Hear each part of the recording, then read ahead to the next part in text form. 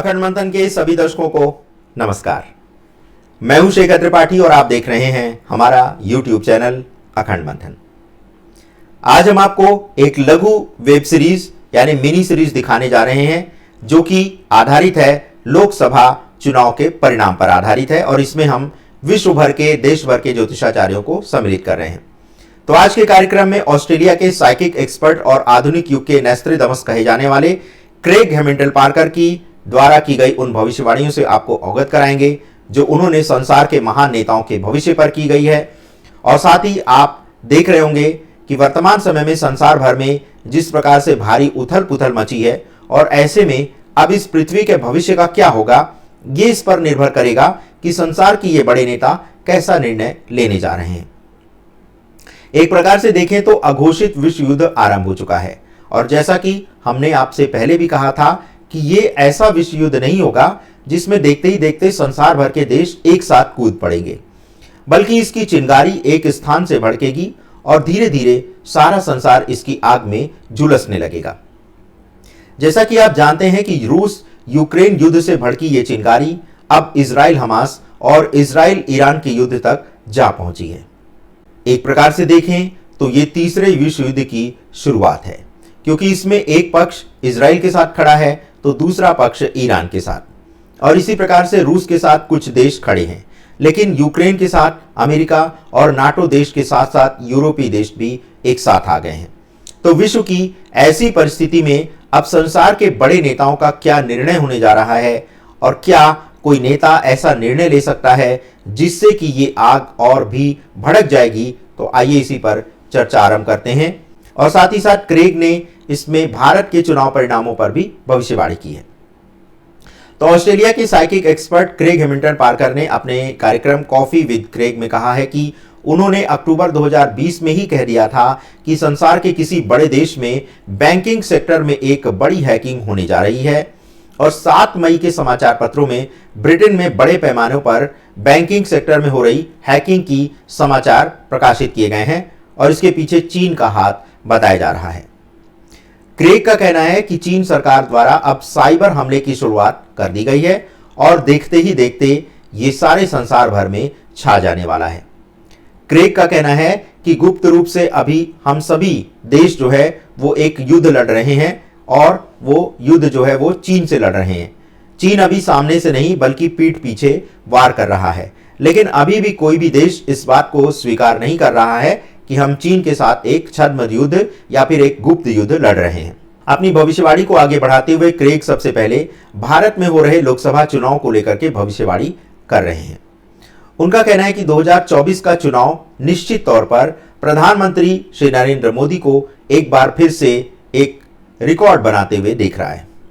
उनका कहना है कि इस बार मोदी पहले से कहीं अधिक मजबूत स्थिति में होंगे और इस बात की भविष्यवाणी उन्होंने 2014 के चुनाव के दौरान ही कर दी थी कि मोदी आने वाले समय में भारत के सबसे अधिक लोकप्रिय नेता होंगे जो धीरे धीरे संसार भर में छा जाएंगे। क्रेग का कहना है कि मोदी 2027 तक बहुत ही ऊर्जा के साथ काम करेंगे और उनके मन में भारत के लिए बहुत प्रेम है और ये बात उन्हें हर स्थान पर दिखाई देती है। क्रेग का कहना है कि 2024 के चुनाव में मोदी को ऐसी विजय मिलने वाली है जिसके बारे में उन्होंने कभी सोचा भी नहीं होगा।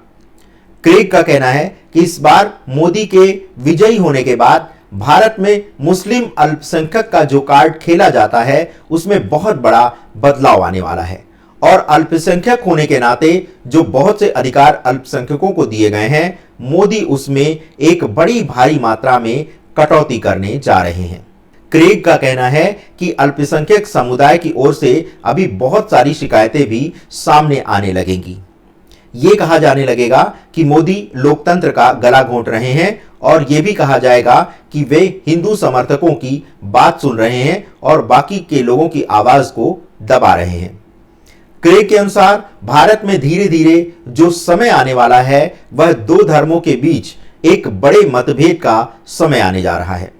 क्रेग का कहना है कि अभी मोदी सरकार द्वारा ऐसे कई ऐतिहासिक महत्व के मंदिरों का जीर्णोद्धार भी किया जाएगा जो मुस्लिमों द्वारा कब्जा किए गए थे या फिर मंदिर तोड़कर उसे किसी दूसरे धर्म स्थल में बदल दिया गया था। क्रेग का कहना है कि जिसे आज आगरा का ताजमहल कहा जाता है, वास्तव में वह पहले एक हिंदू शिव मंदिर था, लेकिन उसे तोड़कर ताजमहल बना दिया गया। उनका कहना है कि इसके पीछे कई विवाद हो सकते हैं, लेकिन अभी यह निश्चित नहीं है कि प्रधानमंत्री श्री नरेंद्र मोदी ताजमहल के साथ भी कुछ वैसा ही करने जा रहे हैं जैसा कि अन्य मंदिरों के साथ। लेकिन उनका इतना तो कहना है कि इस बार प्रधानमंत्री श्री नरेंद्र मोदी बड़े क्रांतिकारी निर्णय लेने जा रहे हैं, जिसे देखकर दुनिया हैरान हो जाएगी। क्रेग का कहना है कि भारत में वे आने वाले समय में एक बहुत बड़ा धार्मिक पुनरुत्थान देखने जा रहे हैं।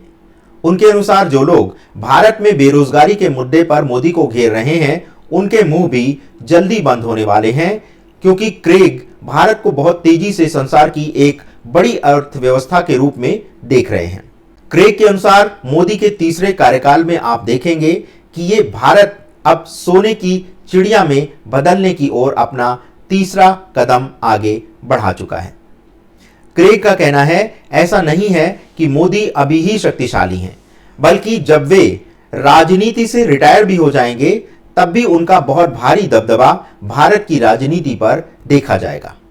उनका यह भी कहना है कि वे राजनीति से संन्यास लेकर एक पुजारी या आध्यात्मिक संत बन सकते हैं, लेकिन मोदी का प्रभाव अब भारतीय राजनीति से कभी समाप्त होने वाला नहीं है। वे अब भारत की सभी विद्याओं में एक मील का पत्थर बन चुके हैं और उनके जैसा नेता कभी दोबारा भारत में पैदा होता हुआ भी नहीं दिख रहा है। क्रेग अपने कार्यक्रम के अगले भाग में अमेरिका की राजनीति पर भविष्यवाणी करते हुए दिख रहे हैं।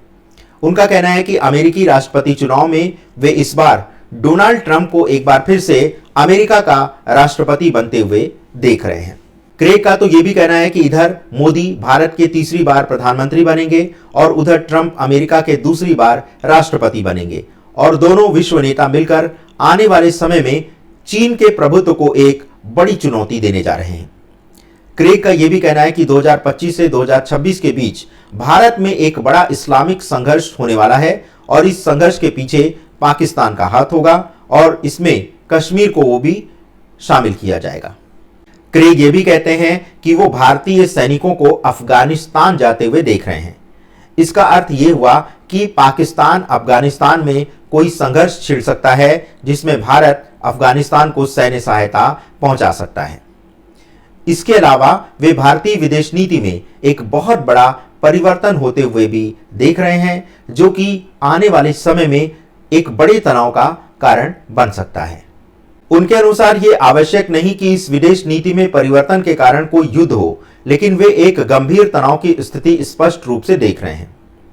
उनका कहना है कि जिस प्रकार से ताइवान को लेकर के अमेरिका और चीन में संघर्ष की आशंका दिख रही है, ठीक वैसा ही तनाव भारत के साथ होता हुआ भी उन्हें दिखाई दे रहा है। भारत के भविष्य पर अपनी बात को विराम देते हुए वे एक बार पुनः कहते हैं कि नरेंद्र मोदी भारत के एक ऐसे नेता बनने जा रहे हैं जो अगले 1000 वर्ष के भारत के इतिहास में अपना स्थान स्वर्णिम अक्षरों में लिखाने जा रहे हैं।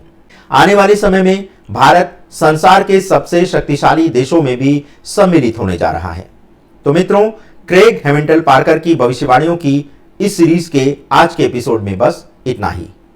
अगले एपिसोड में संसार के अन्य महान नेताओं द्वारा भविष्य में उठाए जाने वाले कदमों पर क्या निर्णय वो लेने वाले हैं, इस पर हम आपको विशेष जानकारी देंगे। तब तक के लिए हमें अनुमति दें। धन्यवाद। नमस्कार।